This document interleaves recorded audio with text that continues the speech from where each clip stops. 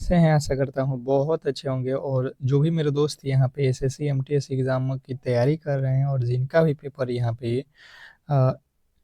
SSC MTS का होने जा रहा है, जैसे कि आप लोगों को मालूम है कि 4 फरवरी से लेकर और ये एग्ज़ाम जो है 15 फरवरी के बीच में जो है आप लोगों का संपन्न होने जा रहा है, ठीक है? तो जो भी मेरे दोस्त यहाँ पे इस एग्ज़ाम को इस बार क्रैक करना चाहते हैं तो इस क्लास को अंत तक देखना, क्योंकि जो आप लोगों का नया जो है सिलेबस आया है एसएससी एमटीएस का, उसके आधार पे मैंने इस क्लास को बनाया हुआ है। और आशा करता हूँ कि अगर आप इस क्लास को अंत तक देख लेते हैं तो जो भी आपका डाउट होगा किस तरीके के प्रश्न आने वाले हैं, कौन कौन से मोस्ट इम्पोर्टेंट टॉपिक है, किसको पढ़ना चाहिए, ये सारा का सारा सारा जो है आपको जो है कन्फ्यूज़न दूर हो जाएगा, क्योंकि यहाँ पे मैंने उन्हीं प्रश्नों को रखा हुआ है जो आपके एग्ज़ाम हॉल में 100% आने के चांस है। और ये डेली ही क्लासेज आपको हम प्रोवाइड कर रहे हैं एसएससी एमटीएस का। तो 4 फरवरी को जो भी मेरे दोस्त एग्ज़ाम हॉल में जाने वाले हैं और जो डर रहे हैं कि एग्ज़ाम में कैसा प्रश्न पूछेगा, क्योंकि कंपनी भी चेंज हो चुका है, एग्ज़ाम जो लेती थी ऑनलाइन तो टीसीएस कंपनी की जगह पर एटीक्यूटी आया है। तो आप लोगों को डरना नहीं है, बेहतर तरीके से आप लोगों का एग्ज़ाम होगा और किस लेवल के प्रश्न होगा ये आप लोगों को यहाँ पे देखने को मिल जाएगा। तो अगर आप बेहतर तरीके से इस बार सिलेक्शन लेना चाहते हैं, एक सीट पक्का करना चाहते हैं, तो आप लोगों से रिक्वेस्ट रहेगा कि जिन्होंने भी मेरे दोस्त क्लास को लाइक नहीं किया है तो लाइक कर लेंगे, और चैनल पे नए आए हैं तो चैनल को सब्सक्राइब ज़रूर कर लेंगे, क्योंकि इस तरीके के जो क्लास होंगे हम आपको डेली ही प्रोवाइड करेंगे बिल्कुल फ्री। ये क्लासेज बिल्कुल फ्री रहेगा। जो भी मेरे दोस्त इस क्लास को देख रहे हैं उनके लिए ये स्पेशल क्लास है, और इसका पीडीएफ भी हम आपको दे देते हैं ताकि आप बेहतर तरीके से अपना रिवीजन कर लें। तो ये सारी की सारी सुविधाएं जो है आप लोगों को इस चैनल पे उपलब्ध है, तो आप इस चैनल को सब्सक्राइब ज़रूर कर लीजिएगा। पहला प्रश्न की ओर चलेंगे, और पहला प्रश्न आपके सामने है कि प्रथम पंचवर्षीय योजना किस मॉडल पर आधारित थी? प्रथम पंचवर्षीय योजना किस मॉडल पे आधारित है? Question number 1। अगर आपको इस प्रश्न का राइट उत्तर मालूम है तो फटाफट से जो है कमेंट बॉक्स में बताने की कोशिश करेंगे। जो भी मेरे दोस्त पहले नंबर प्रश्न का राइट उत्तर यहाँ पे जानते हैं तो कमेंट बॉक्स में टेस्ट के तौर पे देखिए, ये एक टेस्ट भी आप लोगों का हो जाएगा। ऐसा तो नहीं है कि आपको सारे के सारे क्वेश्चन नहीं आएंगे, तो आप कोशिश करिएगा तो हर एक प्रश्न इजी लगने लगेगा। और यहाँ पे ऑल सब्जेक्ट हम लोग देखेंगे, मैथ, रीजनिंग, जीके, जीएस, ये सारे के सारे सब्जेक्ट देखेंगे जो आपके एग्जाम हॉल में आता है। तो देखिए, प्रथम पंचवर्षीय योजना जो है आप लोगों को याद रखना है कि ये था हैरोड मॉडल आधारित। ऑप्शन नंबर बी आप लोगों को याद रखना है। और आप लोगों को बता दूं कि ये पंचवर्षीय योजना जो है आप लोगों को टॉपिक एक ना एक क्वेश्चन हर एक शिफ्ट में देता ही देता है, ठीक है। दूसरा प्रश्न है कि महात्मा गांधी राष्ट्रीय ग्रामीण रोजगार गारंटी अधिनियम में आ, नामा नामांकित व्यक्तियों को कितने दिनों तक का जो है रोजगार मिलता है, ये आप लोगों को बताना है। Question number 2। दूसरे नंबर प्रश्न का जो राइट उत्तर है फटाफट से आप लोगों को बताना है। महात्मा गांधी राष्ट्रीय ग्रामीण रोजगार गारंटी अधिनियम में नामांकित व्यक्तियों को कितने दिनों का जो है कार्य मिलता है, ये आप लोगों से पूछा गया है। तो जिन्होंने भी यहाँ पे बताने की कोशिश किया है कि जो है 100 दिनों का, तो बिल्कुल राइट उत्तर है ऑप्शन नंबर ए। अभी इसका नया नाम बदल दिया गया है और इसका नाम रख दिया गया है जी राम जी रोजगार। और इसमें पूछेगा जी राम जी रोजगार में कितने दिन का जो है यहाँ पे काम दिया जाता है, तो उसमें बताना है आपको 125 दिन का। पर ये महात्मा गांधी वाला पूछेगा तो ये आप लोगों को 100 दिन ही रहेगा, और इसका नाम अभी चेंज हुआ है हाल ही में, तो ये भी इम्पोर्टेंट है। नेक्स्ट प्रश्न आपके सामने है कि बेगम अख्तर को कौन सी जो है उपाधि दी गई थी? बेगम अख्तर को कौन सी उपाधि दी गई थी? Question number 3। तीसरे नंबर प्रश्न का जो राइट उत्तर है फटाफट से आप लोगों को बताना है कि क्या होने वाला है। क्वेश्चन नंबर 3 फटाफट से आप लोगों को बताना है और बताने की कोशिश करना है कि इस प्रश्न का जो राइट उत्तर है वो क्या होने वाला है। आप चारों ही ऑप्शन पढ़िए और इसका जो भी उत्तर बन रहा है आप कमेंट बॉक्स में फटाफट से बताइए। तो बेगम अख्तर को आप लोगों को याद रखना है कि ये जो है उज़लों की रानी कहा जाता है? गज़लों की रानी, सॉरी, गज़लों की रानी किसे कहा जाता है? तो बेगम हज़रत को। अगला प्रश्न आपके सामने है कि 1930 के दशक के दौरान लॉर्ड जेम्स लैंड ने भारत के संवैधानिक सुधारों से संबंधित निम्नलिखित में से किस घटक में महत्वपूर्ण भूमिका निभाई थी? क्वेश्चन नंबर 4, चौथे नंबर प्रश्न का जो राइट उत्तर है फटाफट से आप लोगों को बताना है। क्या होने वाला है ये आप लोगों को बताना है। 1930 के दशक के दौरान आप लोगों को बताना है लॉर्ड जेड लैंड ने भारत के संवैधानिक सुधारों से संबंधित निम्नलिखित में से कौन सा घटक महत्वपूर्ण निभाया था? ये आप लोगों को याद रखना कि ये था गोलमेज सम्मेलन वाला, ठीक है, ऑप्शन नंबर बी। नेक्स्ट प्रश्न आपके सामने है कि सर्दियों में भारत के उत्तरी मैदानों में तापमान जल के हिमांक से अधिक नहीं गिरता, क्यों? इसका कारण आप लोगों से पूछा गया है, क्वेश्चन नंबर 5। ये प्रश्न बहुत इंपॉर्टेंट है, बताने की कोशिश करेंगे कि सर्दियों में भारत के उत्तरी मैदान में तापमान जल के हिमांक से अधिक नहीं गिरता, क्यों? तो ये आप लोगों को याद रखना है। ये आप लोगों के हिमालय शीत साइबेरियाई पवनों को भारत में प्रवेश करने से रोकती है। नेक्स्ट प्रश्न आपके सामने है, भारतीय संविधान का कौन सा अनुच्छेद राज्य को सभी नागरिकों के लिए एक समान नागरिक संहिता सुनिश्चित करने का निर्देश देती है? Question number 6। छठे नंबर प्रश्न का जो राइट उत्तर है फटाफट से आप लोगों को बताना है। भारतीय संविधान का कौन सा अनुच्छेद है जो राज्य को सभी नागरिकों के लिए एक समान नागरिक संहिता सुनिश्चित करने का निर्देश देता है? तो जिन्होंने बताया है छठे नंबर प्रश्न का राइट उत्तर अनुच्छेद 44 बिल्कुल राइट उत्तर है। नेक्स्ट प्रश्न आपके सामने है कि राजश्री सिरके को किस नृत्य शैली में उनके योगदान के लिए संगीत नाटक अकादमी पुरस्कार से सम्मानित किया गया है? Question number 7। सातवें नंबर प्रश्न का जो राइट उत्तर है फटाफट से आप लोगों को बताना है। राजश्री सिरके को किस नृत्य शैली में उनके योगदान के लिए संगीत नाटक अकादमी पुरस्कार से सम्मानित किया गया? तो सातवें नंबर प्रश्न का राइट उत्तर हो जाएगा कथक। ऑप्शन नंबर सी आपका बिल्कुल राइट उत्तर है। नेक्स्ट प्रश्न आपके सामने है कि भारतीय संविधान का कौन सा अनुच्छेद 165 निम्नलिखित में से किसकी नियुक्ति से संबंधित है? क्वेश्चन आपके सामने 8वें नंबर प्रश्न का जो राइट उत्तर है फटाफट से आप लोगों को बताना है। भारतीय संविधान का कौन सा अनुच्छेद 165 अनुच्छेद है निम्नलिखित में से किसकी नियुक्ति से संबंधित है? तो आप लोगों को याद रखना है कि ये है आप लोगों का राज्य की महाधिवक्ता के। नेक्स्ट प्रश्न की ओर चलेंगे और अगला प्रश्न आपके सामने है कि भारत के तमिलनाडु राज्य में सूर्य देव को समर्पित फसल उत्सव के रूप में कौन सा त्योहार मनाया जाता है? स्टार लगाइएगा इस प्रश्न पे और फटाफट से इसके राइट उत्तर बताने की कोशिश करेंगे सभी लोग। क्वेश्चन नंबर 9, 9वें नंबर प्रश्न का राइट उत्तर फटाफट से आप लोगों को बताना है। भारत के तमिलनाडु राज्य में सूर्यदेव मंदिर को समर्पित फसल उत्सव के रूप में कौन सा त्योहार मनाया जाता है? तो आपको याद रखना कि ये त्योहार है आपका पोंगल।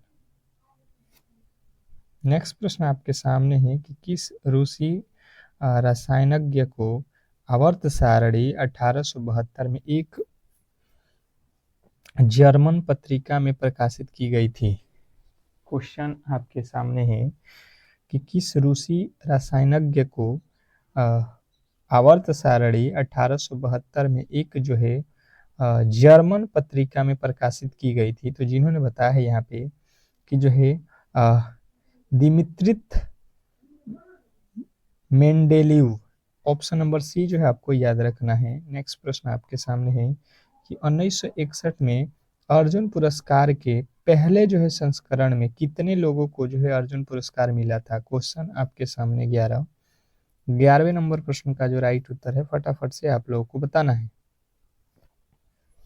क्वेश्चन नंबर 11 पूछ रहा है आप लोगों से कि 1961 में अर्जुन पुरस्कार के पहले संस्करण के में कितने लोगों को जो है अर्जुन पुरस्कार मिला था? 11वें नंबर प्रश्न का राइट उत्तर हो जाएगा 20 लोगों को। ऑप्शन नंबर बी जो है आपका बिल्कुल राइट उत्तर है। नेक्स्ट प्रश्न की ओर चलेंगे और अगला प्रश्न आपके सामने है कि 2011 के जनगणना के अनुसार निम्नलिखित में से किस धार्मिक समुदाय का जो है अनुपात भारतीय जनसंख्या में सबसे कम है? 2011 के जनगणना के अनुसार निम्नलिखित में से किस धार्मिक समुदाय का जो है अनुपात भारतीय जनसंख्या में सबसे कम है? क्वेश्चन नंबर 12वें नंबर प्रश्न का राइट उत्तर बताएंगे सभी लोग। तो जिन्होंने बताया है जैनियों, बिल्कुल राइट उत्तर है ऑप्शन नंबर ए। नेक्स्ट प्रश्न आपके सामने है 2 अक्टूबर 2023 को महात्मा गांधी की कौन सी जो है जयंती मनाई गई? 2 अक्टूबर 2023 को महात्मा गांधी की कौन सी जयंती मनाई गई? क्वेश्चन नंबर 13वें नंबर प्रश्न का जो राइट उत्तर है फटाफट से आप लोगों को बताना है। क्वेश्चन नंबर 13 फटाफट से आप 13वें नंबर प्रश्न की ओर जाएंगे। तो जिन्होंने बताया है यहाँ पे 154वां जयंती मनाया गया है, ऑप्शन नंबर ए तो बिल्कुल राइट उत्तर है। नेक्स्ट प्रश्न आपके सामने है, कह रहा है कि प्रसिद्ध तबला वादक जाकिर हुसैन निम्नलिखित में से किस संगीत घराने से संबंधित थे? क्वेश्चन नंबर 14वें नंबर प्रश्न का राइट उत्तर फटाफट से आप लोगों को बताना है कि प्रसिद्ध जो है तबला वादक जाकिर हुसैन निम्नलिखित में से किस जो है घराने से संबंधित है? तो जिन्होंने बताया है यहाँ पे 14वें नंबर प्रश्न का राइट उत्तर पंजाब घराना से, तो बिल्कुल राइट उत्तर है ऑप्शन नंबर डी पंजाब घराना से। नेक्स्ट प्रश्न आपके सामने है, दलितों के आर्थिक अधिकारों को बढ़ावा देने के लिए डॉक्टर भीमराव अंबेडकर ने कौन सा जो है संगठन बनाया था? क्वेश्चन नंबर 15वें नंबर प्रश्न पे आ चुके हैं और फटाफट से आपके राइट उत्तर आना चाहिए कि जो दलितों के जो है अधिकारों को बढ़ावा देने के लिए डॉक्टर भीमराव अंबेडकर जो थे, इन्होंने जो है कौन सा संगठन बनाया था? ये बहुत ज़्यादा इंपॉर्टेंट प्रश्न है और खास करके आपके एग्जाम के लिए। तो जिन्होंने बताया है यहाँ पे कि बहिष्कृत हितकारिणी भाषा सभा, तो बिल्कुल राइट उत्तर है बहिष्कृत हितकारिणी सभा, ये बनाया गया था भीमराव अंबेडकर के द्वारा दलितों के लिए। संविधान का कौन सा अनुच्छेद देश के किसी भी उच्च न्यायालय को रीट जारी करने का जो है अधिकार देता है? क्वेश्चन नंबर 16वें नंबर प्रश्न का जो राइट उत्तर है फटाफट से आप लोगों को बताना है। क्वेश्चन नंबर 16 कि संविधान का कौन सा अनुच्छेद देश के किसी भी उच्च न्यायालयों को रीट जारी करने का प्राधिकार देता है? तो जिन्होंने बताया है 16वें नंबर प्रश्न का राइट उत्तर अनुच्छेद 226 ऑप्शन नंबर बी तो बिल्कुल राइट उत्तर है। नेक्स्ट प्रश्न की ओर चलेंगे और अगला प्रश्न आपके सामने है कि किस संशोधन अधिनियम ने देश में वस्तु एवं सेवा कर लागू करने का जो है मार्ग प्रदर्शन किया? क्वेश्चन नंबर 17वें नंबर प्रश्न का जो राइट उत्तर है फटाफट से आप लोगों को बताना है। तो किस संशोधन अधिनियम ने देश में वस्तु एवं सेवा कर लागू करने का मार्ग प्रदर्शित किया? तो जिन्होंने बताया है 17वें नंबर प्रश्न का राइट उत्तर 101वां संविधान संशोधन अधिनियम, ऑप्शन नंबर डी जो है आपका बिल्कुल राइट उत्तर है। नेक्स्ट प्रश्न आपके सामने है, कह रहा है कि अशोक के शिलालेखों में मुख्यतः किस भाषा और लिपि का जो है प्रयोग किया गया था? क्वेश्चन नंबर 18वें नंबर प्रश्न का राइट उत्तर फटाफट से आप लोगों को बताना है। तो जिन्होंने भी बताने की कोशिश किया है यहाँ पे कि अशोक के शिलालेखों में मुख्यतः जो है यहाँ पे प्राकृत और ब्रह्म लिपि का जो है यहाँ पे प्रयोग किया गया है, तो बिल्कुल राइट उत्तर है। नेक्स्ट प्रश्न आपके सामने है कि BCCI भारतीय क्रिकेट काउंसिलिंग जो है कि पहले अध्यक्ष कौन थे, ये आप लोगों को बताना है कि BCCI के जो है पहले अध्यक्ष कौन थे। स्टार लगाइएगा और वर्तमान में भी आप लोगों को याद होना चाहिए, ठीक है। तो वर्तमान वाले आप लोगों को कमेंट बॉक्स में छाप देना है, और इसका भी अगर मालूम है कि पहले कौन थे तो आप लोगों को कमेंट बॉक्स में बताने की कोशिश करना है। तो जिन्होंने बताया है RE grand Goan, option number ए जो है आपका बिल्कुल राइट उत्तर है। नेक्स्ट प्रश्न आपके सामने है कि भारतीय जनगणना में किसी व्यक्ति को साक्षर होने वाले के लिए न्यूनतम जो है आयु कितनी होनी चाहिए। कोई भी व्यक्ति है, इसको जो है साक्षर अगर माना जाता है तो उसका एज कितना काउंट किया जाएगा कि वो कितने एज का है, और वो जो है तो साक्षर मान लिया जाएगा, ठीक है। कितने एज वाले लोगों को साक्षर की श्रेणी में रखा गया, तो जिन्होंने बताया कि 7 वर्ष से जो भी मेरे दोस्त ऊपर हैं और जो लिख सकते हैं हिंदी और पढ़ सकते हैं, तो उनको जो है यहाँ पे साक्षर की श्रेणी में रखा गया है। तो आप लोगों को याद रखना है ऑप्शन नंबर ए। कोई भी एक भाषा अगर आप पढ़ लेते हो, हिंदी हो इंग्लिश हो, लिख लेते हो, तो आपको जो है साक्षर माना जाएगा। निम्नलिखित में से कौन जो है भारत की शास्त्रीय नृत्य शैली कथकली से संबंधित नहीं है। क्वेश्चन नंबर 21, 21वें नंबर प्रश्न का जो राइट उत्तर है फटाफट से आप लोगों को बताना है। निम्नलिखित में से कौन भारत की शास्त्रीय नृत्य शैली कथकली से संबंधित नहीं है। बात किया जाए 21वें नंबर प्रश्न के राइट उत्तर का, तो जिन्होंने बताया है यहाँ पे Kelucharan Mahapatra, option number A तो बिल्कुल राइट उत्तर है। अगला प्रश्न आपके सामने है कि शुरुआती 7 पंचवर्षीय योजनाओं के अंत को निम्नलिखित में से कौन सा वर्ष चिन्हित करता है जो 1950 में शुरू हुई थी। क्वेश्चन नंबर 22, 22वें नंबर प्रश्न का जो राइट उत्तर है फटाफट से आप लोगों को बताना है। तो शुरुआती 7 पंचवर्षीय योजनाओं के अंत को निम्नलिखित में से कौन सा वर्ष चिन्हित नहीं करता है जो 2050 में शुरू हुई थी। तो जिन्होंने बताया है यहाँ पे कि जो है ये वर्ष था 1990, बिल्कुल राइट उत्तर हो जाएगा ऑप्शन नंबर बी। नेक्स्ट प्रश्न आपके सामने है कि निम्नलिखित में से कौन सा जो है उद्योग कच्चे माल को अंतिम उत्पाद में बदलने का जो है बदलने पर ध्यान केंद्रित करता है। क्वेश्चन नंबर आपके सामने 23वें नंबर प्रश्न का जो राइट उत्तर है फटाफट से आप लोगों को बताना है। तो जिन्होंने बताया है यहाँ पे विनिर्माण उद्योग, ऑप्शन नंबर सी बिल्कुल राइट उत्तर है। नेक्स्ट प्रश्न आपके सामने है कि भारतीय शास्त्रीय गायक राशिद खान संगीत के निम्नलिखित में से किस घराने से संबंधित है।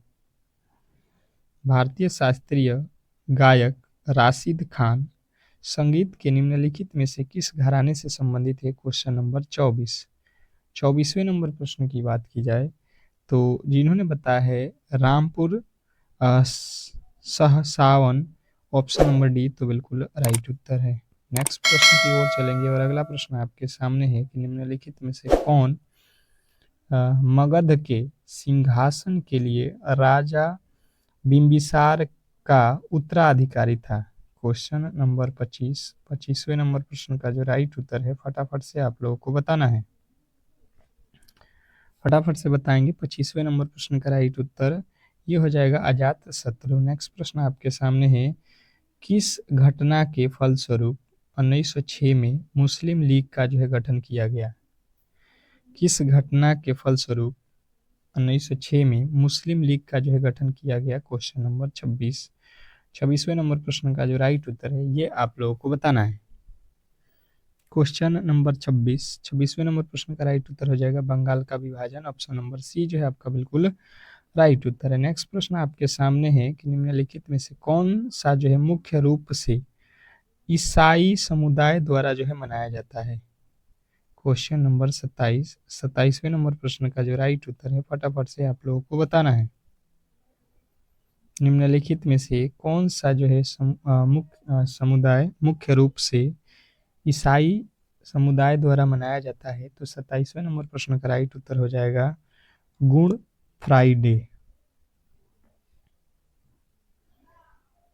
भारतीय संविधान का कौन सा अनुच्छेद पर्यावरण के संरक्षण और सुधार के साथ साथ वनों और वन्य जीवों की सुरक्षा को जो है प्रोत्साहित करता है? तो आप लोग को याद रखना है कि ये है अनुच्छेद 48A। नेक्स्ट प्रश्न आपके सामने है कि भारत के निम्नलिखित में से किस पड़ोसी देश का जो है जनसंख्या घनत्व सबसे कम है? बताइएगा, यहाँ पे सबसे कम जनसंख्या घनत्व वाला आपको बताना है।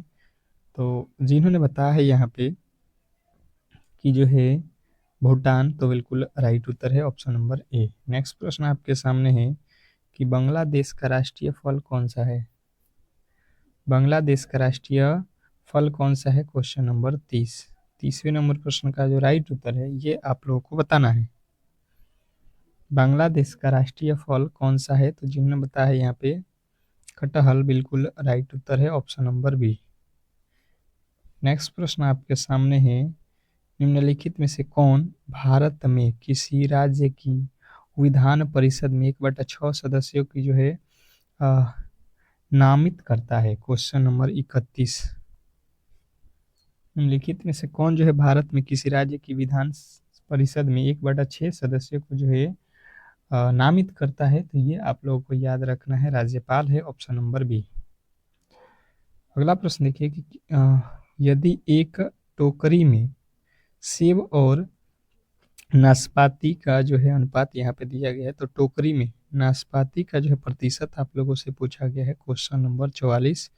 यहाँ पे अब जो है गणित के प्रश्न स्टार्ट हो चुका है। फटाफट से आप लोगों को बताना है कि इस प्रश्न का जो है राइट उत्तर क्या होने वाला है। गणित के लिए आप लोगों को थोड़े से जो है समय की आवश्यकता पड़ेगी। आप 10 सेकेंड का समय लीजिए पर इस प्रश्न के राइट उत्तर के साथ जाइए, ठीक है। फटाफट से आपको बताना है कि इस प्रश्न का जो है राइट उत्तर क्या होने वाला है। समझिएगा, यहाँ पे बोला गया है कि सेब और नाशपाती जो है 5:8 के अनुपात में है। टोकरी में नाशपाती का प्रतिशत, तो देखिए नाशपाती आपको देख लेना है यहाँ पे कहाँ पे है। नाशपाती पहले सेब है तो सेब 5 है, नाशपाती 8 है। तो नाशपाती को कह रहा है कि प्रतिशत बताइए, तो 8 तो ऊपर आएगा। और पूरा टोकरी में देखिए फल कितने हो जाएगा, तो 5 तो आप लोगों का सेब है, 8 तो आप लोगों का नाशपाती है। तो 8 और 5 कितना हो जाएगा, 13। और परसेंटेज निकालना है तो कभी भी आपको 100 से गुणा करना पड़ेगा। जिसको निकालना था, जैसे हम लोगों को निकालना था नाशपाती का, तो नाशपाती ऊपर रखें। अगर सेब का पूछता तो सेब वाला वैल्यू जो है 5 हम ऊपर रखते हैं। अब यहाँ से गुणा कर दो, कितना हो जाएगा आप लोगों का 1300, सॉरी 8 में 100 से 800 बटा 13। 13 से भाग दे दो, 13 पचे 65, 13 छके 78, 13 छके 78 हो जाएगा। कितना बचेगा, 2 20 हो जाएगा। 13 एकम में 13 हो जाएगा, 8 बच जाएगा 7, फिर 13 पचे 65 हो जाएगा। यानी कि हम देखेंगे 61 में स्टार्ट होना चाहिए हमारा। केवल और केवल ऑप्शन नंबर ए मिल रहा है, तो आप आसानी से ऑप्शन नंबर ए के साथ जा सकते थे। नेक्स्ट प्रश्न की ओर चलेंगे और अगला प्रश्न कह रहा है कि दो संख्याएं 7:9 के अनुपात में है और उनका लघुत्तम समापवर्तक 630 है, तो संख्या ज्ञात कीजिए। क्वेश्चन नंबर आपके सामने 45वें नंबर प्रश्न का जो राइट उत्तर है फटाफट से आप लोगों को बताना है कि क्या होने वाला है। फटाफट से आप लोगों को बताना है कि इस प्रश्न का जो राइट उत्तर है वो क्या होने वाला है।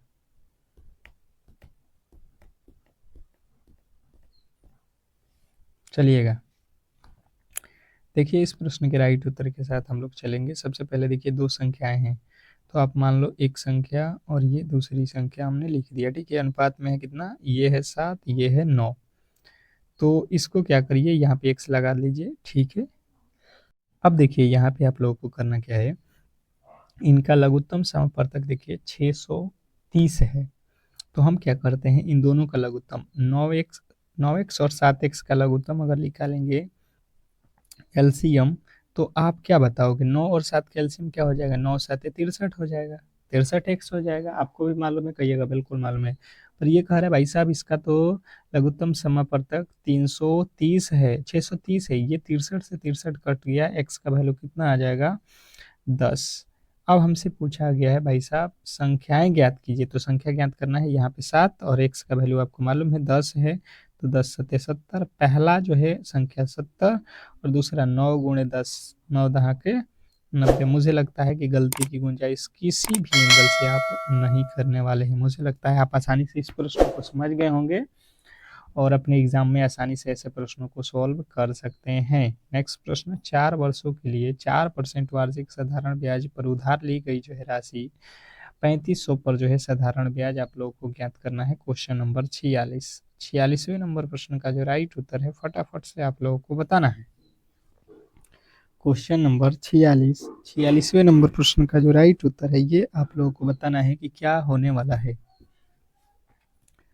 बहुत बेहतरीन, बहुत लाजवाब। मैंने आप लोगों को बताया था ये प्रश्न पहले ही कि साधारण ब्याज आप लोगों को हमेशा ही फॉर्मूला पे ही बनेगा। तो मूलधन होता है गुणे समय होता है, समय कितना वर्ष है 4, गुणे दर होता है 4 और बट्टा में हो जाएगा आपका 100।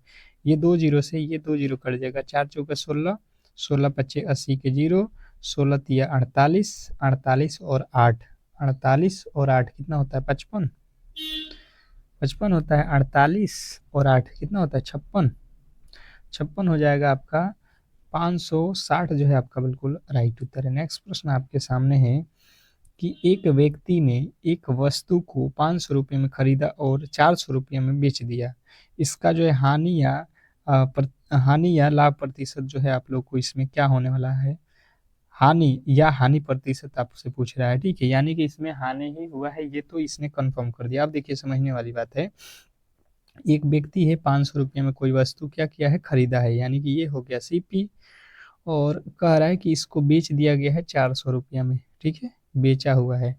अब बताओ कि अगर आप 500 रुपये का कोई सामान खरीदे हो, ठीक है, 400 रुपये में आप किसी और से बेचोगे तो आपको क्या हो जाएगा 100 रुपया का जो है हानि हो जाएगा, होगा कि नहीं, सही बताइए आप लोग। आपको तो नुकसान हो जाएगा 100 रुपये का, आप 500 रुपये लगाए हो सामान के लिए और 400 रुपये में बेच दोगे तो 100 रुपये तो आपका लॉस हो जाएगा। इसने कहा है परसेंटेज निकालो, तो ये हानि परसेंट हो जाएगा, हानि कितना का हुआ 100 का, कितने रुपया आपने लगाया था उसी पे हानि होता है, और परसेंटेज निकालने के लिए गुणा 100, 2 जीरो से 2 जीरो, 20 5 के पहाड़े में 20 पचे 100, 20% की आपकी हानि हो जाएगी। नेक्स्ट प्रश्न, एक कूट भाषा में होस्ट को ये कुटित किया जाता है, टीम को ये लिखा जाता है, तो उसी कूट भाषा में टी को जो है क्या लिखा जाएगा। अब तो मुझे लगता है कि ऐसे प्रश्नों को आप चुटकियों में उड़ा सकते हो, क्योंकि मैंने आप लोगों को ऐसे प्रश्नों को बहुत ज़्यादा जो है करा दिया है। तो बताने की कोशिश करेंगे सभी लोग कि इस प्रश्न के राइट उत्तर क्या होने वाला है। फटाफट से आपको बताना है इस प्रश्न का राइट उत्तर क्या होने वाला है। क्या लगता है आपको कि इस प्रश्न का राइट उत्तर क्या होने वाला है, प्लीज़ कमेंट बॉक्स में बताने की कोशिश करेंगे। मैंने आपको तरीका क्या बताया था कि सबसे पहले देखिए यहाँ पे टी है, टी का वैल्यू निकालना है, तो इन दोनों में हम देखेंगे कि क्या टी है या नहीं है, ये हमें पहले देखना है, ठीक है। सबसे पहले हमें ये देखना है कि टी है या नहीं है, ठीक है। तो जब मैंने देखा तो दोनों में ही टी है, दोनों में टी है, दोनों में टी है, यानी कि यहाँ पे भी दोनों में कोई ना कोई अक्षर कॉमन है। तो कॉमन वाला देख लीजिए, क्या 3 ऊपर नीचे है, नहीं है, क्या 5 है ऊपर नीचे, नहीं है, 8 देखो 8 दोनों में है, 8 ऊपर नीचे है, यहाँ पे टी दोनों में है, तो आप 8 को बिल्कुल ही राइट उत्तर के साथ जाओगे, ऑप्शन नंबर जो है डी, आप आसानी से बना सकते थे, इसमें कहीं से भी किसी तरीके की गड़बड़ी नहीं होनी चाहिए। नेक्स्ट प्रश्न, एक निश्चित कूट भाषा में इसको ये लिखा जाता है और इसको ये लिखा जाता है, तो लाइफ का जो है कोड हम लोगों से पूछा हुआ है। अब मुझे लगता है कि ये भी प्रश्न आपको इजीली सॉल्व कर लेना चाहिए। अब इसको जो है किस तरीके से सॉल्व करिएगा आप लोग, बिल्कुल ही सिंपल, मैंने अभी जो लॉजिक बताया था वही यहाँ पे लगाना। देखिए इसका कोड यहाँ पे दिया गया है और इसका कोड यहाँ पे दिया गया है, हमसे पूछा गया है लाइफ का, ठीक है, कोई दिक्कत नहीं है। हम पहले देखेंगे लाइफ है कहाँ पे, इधर देखिए लाइफ इन दोनों में है कि नहीं, आप कहिएगा लाइफ है, कोई दिक्कत नहीं है, लाइफ है तो दोनों में। इधर भी हम आएंगे और इन दोनों में देखेंगे कि कौन सा अक्षर ऊपर और नीचे लिखा गया है, तो हमने देखा GN, GN देखिएगा दोनों में, ऊपर वाले में भी लिखा है नीचे वाले में भी, यानी कि यही जो है लाइफ का वैल्यू हो जाएगा GN। आप आसानी से कर सकते हैं ऐसे प्रश्नों को, कॉपी और कलम की भी आवश्यकता नहीं पड़ेगी। अगला प्रश्न कहा है कि यदि प्लस और माइनस को आपस में बदल दिया जाए, गुणा और भाग को आपस में बदल दिया जाए, तो निम्नलिखित समीकरण में प्रश्नवाचक चिन्ह के स्थान पे कौन सी संख्या आने वाली है, ये आप लोगों को बताना है। बताने की कोशिश करेंगे सभी लोग कि इस प्रश्न का राइट उत्तर क्या होने वाला है। तो मैंने यहाँ पे देखा प्लस को जो है माइनस करना है, माइनस को जो है प्लस कर लेना है, ठीक है। और भागा को जो है गुणा करना है, गुणा को जो है भाग करना है, ठीक है। आप बना दो 8 दूना का 16, यानी कि 2 हो गया यहाँ पे। 2 से 6 में गुणा कर दो 12 हो जाएगा। 121 माइनस 1 प्लस का 12 हो गया। 12 21 कितना होता है, 33 होता है। 33 में से 1 घटा दोगे 32, 132 जो है आपका बिल्कुल राइट उत्तर है, ऑप्शन नंबर ए। तो आशा करता हूँ कि आपको ये प्रश्न भी बिल्कुल आसानी से समझ में आ गया होगा। और आज की क्लास में जो भी महत्वपूर्ण प्रश्न थे हम लोगों ने इस प्रश्न को कर लिया है। और आप जो है क्लास को लाइक नहीं किए हैं तो लाइक जरूर कर दीजिएगा। और आज का होमवर्क जो है, एक क्वेश्चन यहाँ पे आपके लिए है श्रृंखला श्रेणी का, इसको जो है कमेंट बॉक्स में सभी लोगों को जो है राइट उत्तर बताना है, ठीक है। तो जो भी मेरे दोस्त इस क्लास को देख रहे हैं तो प्लीज़ जो है इस क्लास को लाइक करके चैनल को सब्सक्राइब कर लीजिए, अगर इस बार सिलेक्शन लेना है तो। मिलते हैं नेक्स्ट क्लास में, तब तक के लिए धन्यवाद।